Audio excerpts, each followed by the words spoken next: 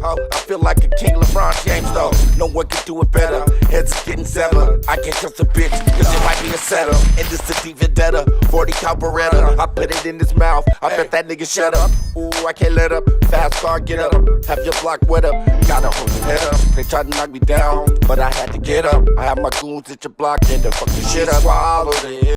What's up, everybody? It's your boy Chris C. Pup Sarah, bringing you another edition of UFC Fight Review. On this episode, we're going to check out a couple of UFC fights that happened over in Paris this past weekend. A couple of great fights headlined by a great heavyweight fighter, one that the last time we saw him, he did lose to, but he did lose to one of the greatest fighters of all, Jon Jones. We are speaking of the great Ciryl Gane.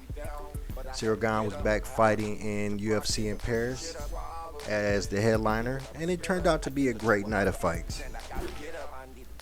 So, let's go over the top tier bouts.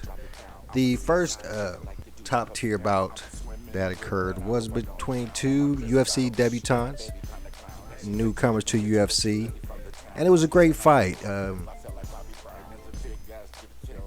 There were lots of back and forth in the beginning, but the fight between Morgan Charry and Manolo Zucchini is going to be a great fight, a great night of great names, definitely.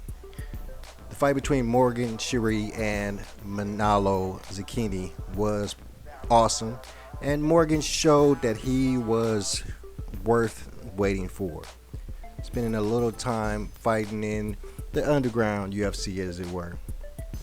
He came out this night and dominated Manolo in that first round with a bevy of kicks. Some you don't see very often, but he did take him out with a straight kick, then a couple of chopping kicks after that the young man Manolo just couldn't handle, and that was the end of the bout, winning it in round one with the knockouts from the kicks. So let's hope that we see more of this Morgan guy in his pink hair, and hopefully he becomes a mainstay in the UFC. Alright, after that we did see William Gomez defeat Yanni Ghemmouri. TKO in round three. He was hitting him with a nice set of body kicks, but Giannis was holding his own and definitely in round two. But William did get him out of there in round three with a couple of body kicks, causing for the TKO. Next, it was a fight between Volkan Ozdemir and Bogdan Guskov. I'm getting good at these names, y'all, I'm telling you. Volkan Ozdemir defeated Bogdan Guskov with a submission rear naked choke in round one. Good fight.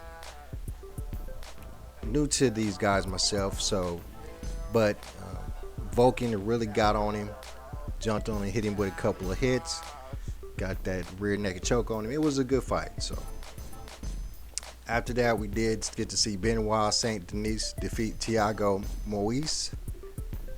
He hit him with a TKO punches in round two. And then, of course, we got to the two main events, the two main cards. The co-main event was one of my favorite female fighters, Rose Namajunas. She was in there with the undefeated Manon Fiorot.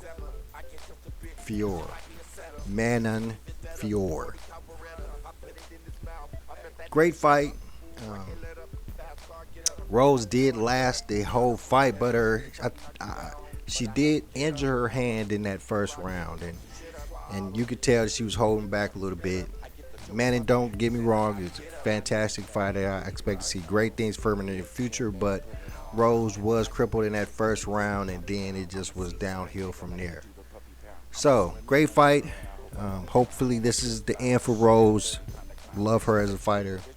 Love how she always fought back when she was considered an underdog. And just hope that we see her soon. Hope that we see her back soon. So, congratulations, Manning. Hope to see you again, Rose. Now, let's get to that main event. My man, Cyril Gane. And you know, I really kind of hoped that this was the Cyril Gane that we saw when he fought John Jones. But he has been on a tear. I think he's won 3 fights since. I know he's won a couple fights, just like he always did, dominating. He knocked Sergey Spivak out in round 2 of this fight, and he's been dominating ever since his debacle with John Bones Jones. And it's great to see it. I was a fan of him a little bit before that, and I'm a fan of his now. Hope that he can continue to continue his rise and get back to, you know, some status that he can get him a belt for himself. But I also want to touch on something else that happened to Cyril Gane. See, this is I'm going to read a little article that I found on the New York Post. And in that article, it's talking about how Cyril Gane's home was robbed when he was at the fight. Let's start at the top. UFC star Cyril Gane's home robbed of $160K in jewelry during fight.